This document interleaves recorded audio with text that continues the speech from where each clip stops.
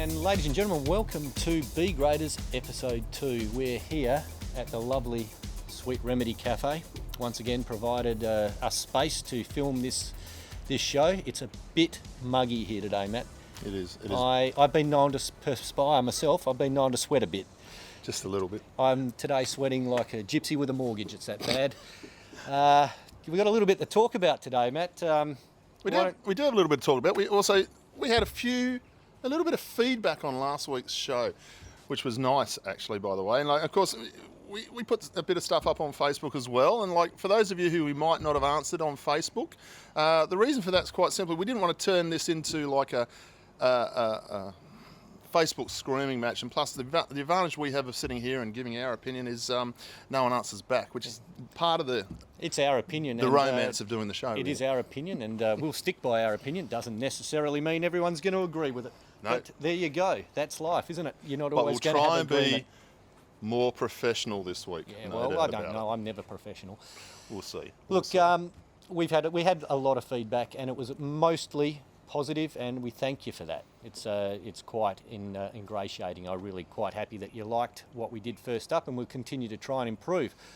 Anyway, look, we've had a pretty big week in the bikes, and I want to start this week with the Dubai Tour. We spoke about it last week. The best sprinters in the world were at the Dubai Tour, and I called it. I said, you said someone's they'll fall off. They'll all fall off. And they did. Robert's your mother's brother. There they were. They fell off. First stage, poor old Caleb hurt himself. Poor old Owen Dool almost lost his foot to a disc brake. Apparently. Yeah, well, apparently. What do you know? He says it. He was there. He was there. He said it was a disc brake that nearly chopped his foot off, which would have been terrible for cycling. It would have been terrible for cycling. And then a video appeared the next day of Tim Vrays, an old mate of ours, putting his thumb on a disc brake, showing how easy it could stop. And then somebody said, oh yeah, but it's not got an 80-kilo ride on it, blah, blah, blah. Do you like disc brakes?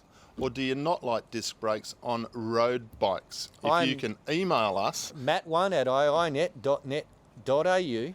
Email us there. We'll give you the results of the poll if we get any response. Yeah, if we get 20 people give us their opinion on disc brakes yes or disc brakes no, we'll let you know. If we only get 3 people, because there's only 3 people here, we'll probably ignore it. I tell you, I have my views on them. Disagrees strongly with the main view of most Americans, from what I can gather. Anyhow, the racing over the last week's been fantastic, Matt. We had, obviously, the Dubai Tour, a number of different winners there, including the great Caleb Ewan. The great Caleb Ewan finally put all of the best sprinters away. The first stage, Mark Cavendish showed that he is starting this season off better than last year, and last season was brilliant. He's pretty good. Kittel won by default.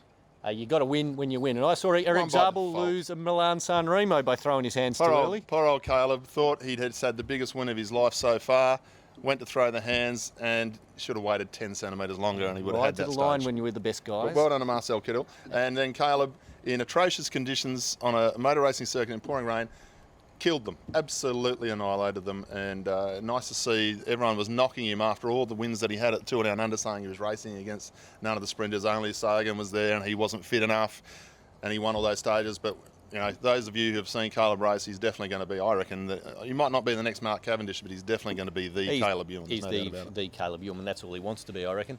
Then we move on to the opening of the classic season, Het Nieuwsblad, Omloop. And we called it. We did. Van Avermaet. Followed by Sagan. Van Avermaet once again got the better of a one-on-one sort of situation with, there was 4 at the finish, 3 at the finish, but Van Avermaet once again got the better of Peter Sagan on Saturday.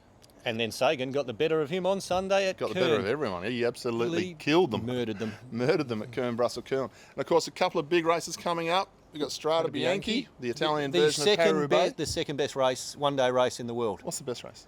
I'd have to be Tour of Flanders. Tour of Flanders? I reckon. Ooh, but, in Italy, good coffee, nice white roads, finish up a hill into a great little town. Yeah. All the riders want to do it. They all want to do it. Finishing up a hill. They like it. And my pick for this race, I think I'm going to have to like Sagan again, if he's there. Don't know if he's going, but I'm assuming he will be. But with WA's own Luke Durbridge to top 10. At Strada Bianchi? Yep. Go Durbo. I Turbo think was in so. the front group at the front weekend, group at so he was Kerner, all right. and he did his job at Newsblood as well. So I think he's in pretty good nick, our Durbo. He is in very good nick, very good nick. Now, actually, somebody said something on Facebook the other day. I made the mention last week of why we called the show B graders and mentioned out what an A grader was, and somebody chimed in on Facebook and said Luke Durbridge is not an A grader. Luke Durbridge is a professional cyclist, which takes him so much further past an A grader. It's not funny, and you know what?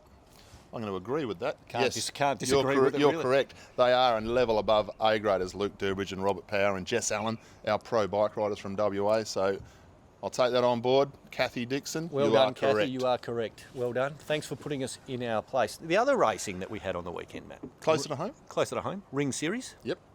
Very close racing. Very close racing. And Two another photo finishes.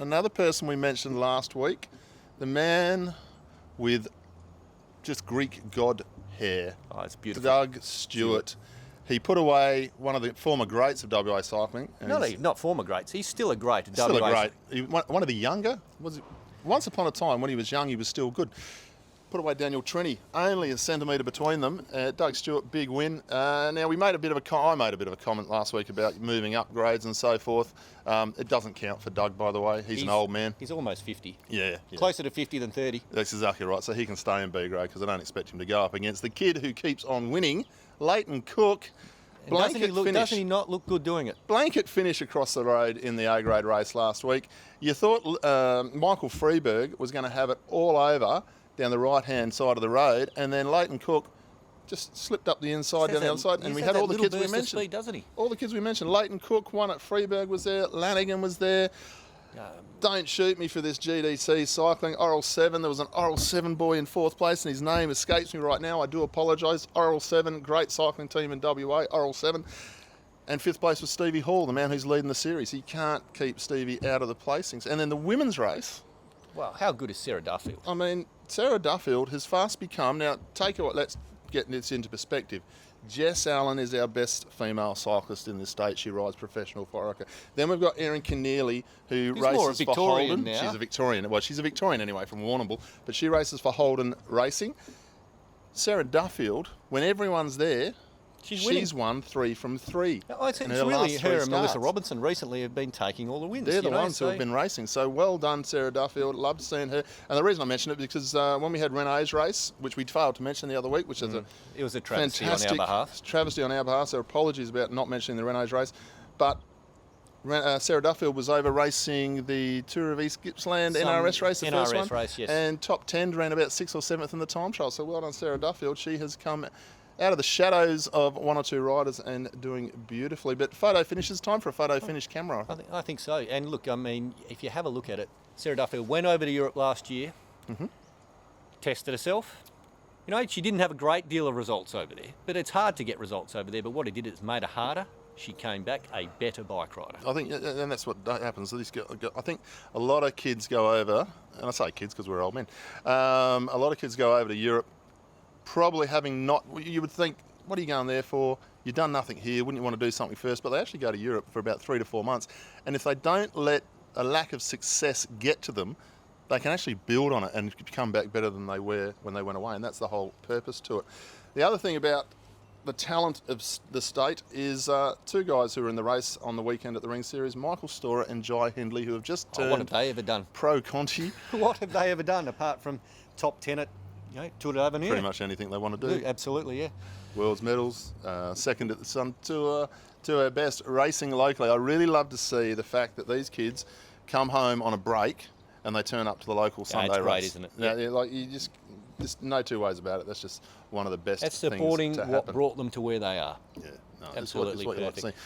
Lucky enough to have a chat with Glenn Taraki, one of the men behind the Ring Series, and the reason Glenn got in touch is he wanted to discuss the point system and some of the ideas about the Ring Series. Got to speak to Matt Fulton and Cam Wong from West Cycle. They were very happy to all get a mention about the Ring Series last week. The man who was most happy was Dan O'Donoghue. Yeah, Dan likes to mention. Dan O'Donoghue, Telstra Straw, Wanneroo. He's a good mate of ours, but he does more work for WA Cycling than most. It's a daylight second. The only thing I will say about him that he is a bit of an attention seeker. Did say to us, the more you mention me, the bigger discount we'll give you at the shop, and I might even pay you to commentate one day. He said, "Jesus, that'd be a first, would it? If he gets a sponsor, I might be able to pay you to commentate." That's it. Anyway, we are commentating because he has got a sponsor. He's got Eddie Merckx sponsoring the state championships on the 19th And we of will March, be and there we're doing commentating that. Absolutely. because we like to do it. Now, Matt, new initiative coming up in the world of cycling. Velon, which is a group of race promoters, I believe, is putting on a series called the Hammer Series. Now, how it works is this. A number of teams, I think it's about 15 full pro teams, most of them World Tour teams, race over 3 days. One day is a sprinter's day, one day is a climber's day, and then there is a team time trial.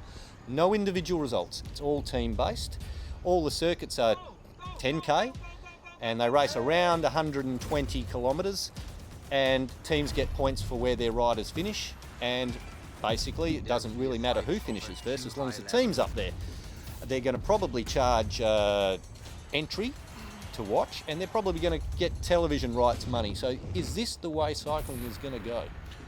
I don't know if it's the way cycling is going to go as far as the traditional side of cycling is going to go, but I think cycling has to find every possible way to get itself on the TV or onto YouTube channels like this, and start generating money, because especially road cycling, like, dare I say it, track cycling needs to pull its finger out of wherever it's got it stuck, because I'm watching the World Cups on YouTube feeds. Yep.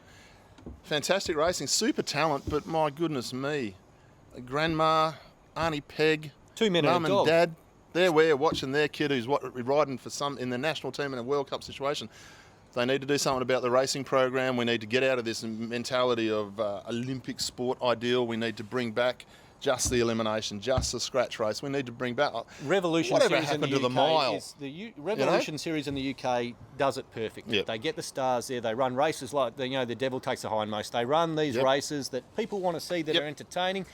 They reward the riders for being entertaining. Exactly right. And they get massive crowds. And if they don't do it, because the velodrome is one of the most expensive venues for the upkeep of that sort of thing. So you've got to do something to bring it in. To the point where Dunk Gray Velodrome in Sydney, the Olympic Velodrome in Sydney, is probably going to close very shortly because no one wants to pay for it. That's what I was at Heffron Park 2 nights ago, had a bit of fun over there, and talked to one or two of the guys who are involved with running the racing over there at the Raw Series run by Paul Crafter in the summer, and it is a real worry. They are concerned that they're going to lose their only indoor velodrome in Sydney, and Melbourne's got 2. We've got one about to be redone, by the way. Being redone at the moment. You can't use it at the moment. It's been ripped out. Hopefully it's going to be put back in. Absolutely. But you need it. It's fantastic to train on. That's why we have a strong track team from Western Australia. It's why guys like myself who use it in the winter when it's raining, because I'm made of sugar and I melt in the rain. Australian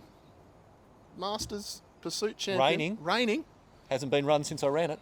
AVCC, thank you very much for Australian that. Veteran Cycling Council, thank you for stop running those. We're still reigning champions. Absolutely, but you get out there and you get a really good workout on a Saturday or a Sunday, because the velodrome's open, and you go down, you pay your $15 and you ride around for 3 hours doing whatever you do. And it's just convenient where it is too. You're Midland, fantastic, love Midland. Anyway, last bit on local racing. This weekend, Pemberton is on. Matt Tognini's going to be there. He's been training the house down. He's been motor pacing. He's been doing all sorts of stuff. Good luck to everyone who's going to Pemberton.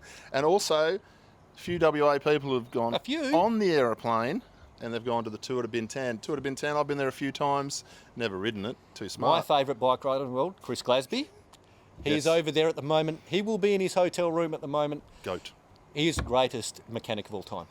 He will be in his hotel room at the moment. He will have had his chicken and rice for breakfast. He will now be lying down, legs elevated, and not in a way that people would really want to see, so that he's ready for tomorrow's time trial. He's really wanting to qualify for the world's Grand Fondue time trial. Yep. And then he'll then do the 2 Grand Fondos after that, not really worrying too much about it, as long as he qualifies for that time trial. And I wish him very good luck. Other people over there, Dome Team. The Dome Team, Toby does a good job with his team, and they're all going over with the great Stuart Passmore. Oh. How can you forget the great Stuart Passmore? Why did you mention Passmore? We got through the whole week last week not mentioning Passmore. Couldn't. One hashtag from Charlie Gargett, and now you mention Yeah, Stuart but you know Passmore. that Charlie wants to marry him and have his children. I hate Stuart Passmore. I love Can't Stuart. stand him. Stuart, back to the days where he rode for Team Barbarellas in the That's right, Perth, Team Barbarellas. in the Perth Crit Series. Anyhow, so Anyway. those races are on and they're going to be fantastic. And look for the results and support our guys over there and down south. Tour de Cure is coming up, and the reason we're going to talk about Tour de Cure is Australia's favourite German Australian, not this bloke, Not me.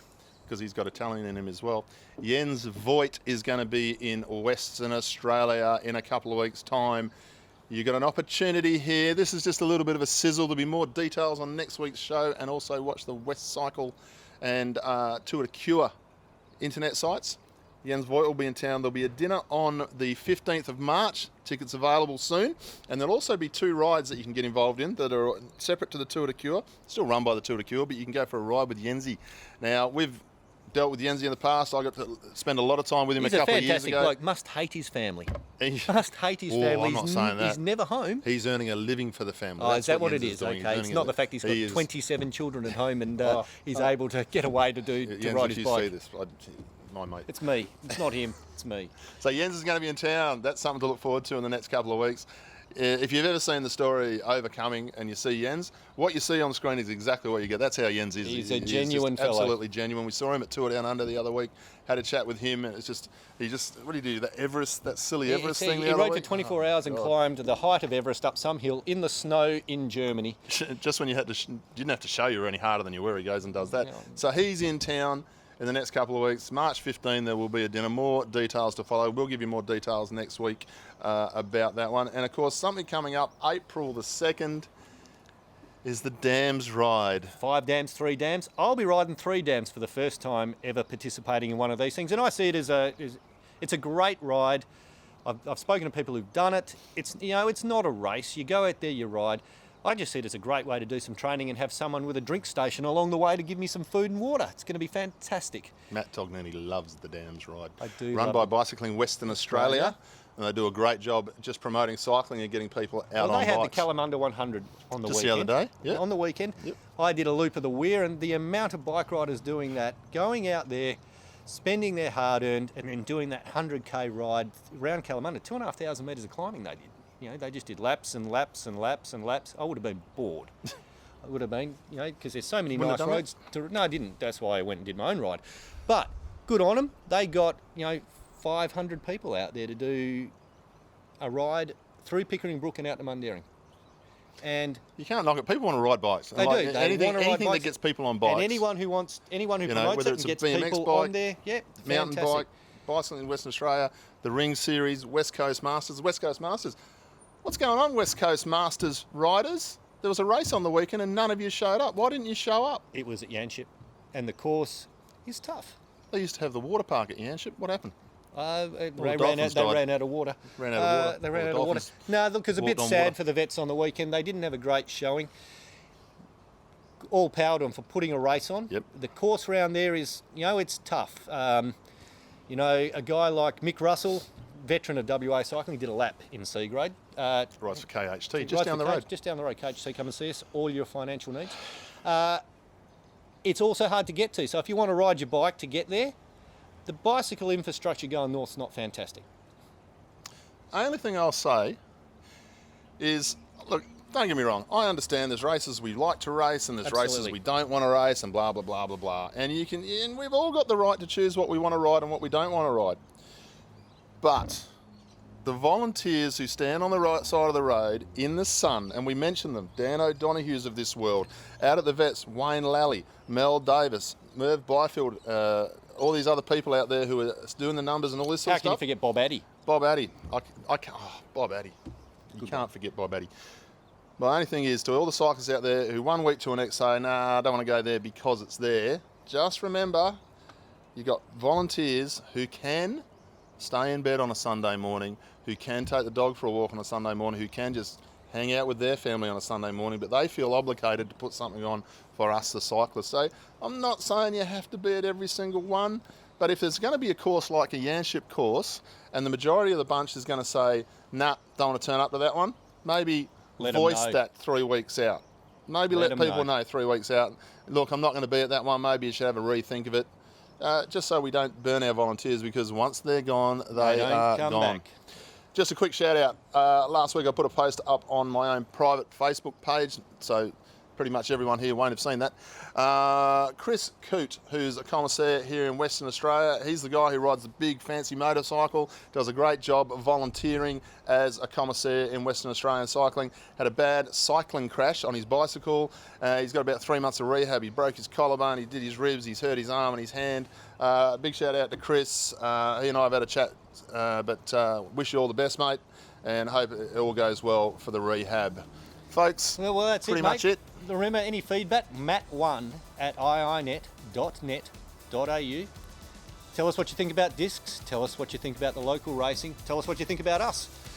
You know, we'll take that on board and we'll try won't care, but- we may care, we may not. Yeah, probably likely, and we won't. Ooh, and Tour of Margaret River It's coming up. is coming up, and they might have a World Tour team riding. We will speak to you next week. When we Cheers. know. Based out of Nannup this year, so thanks, guys. Next week.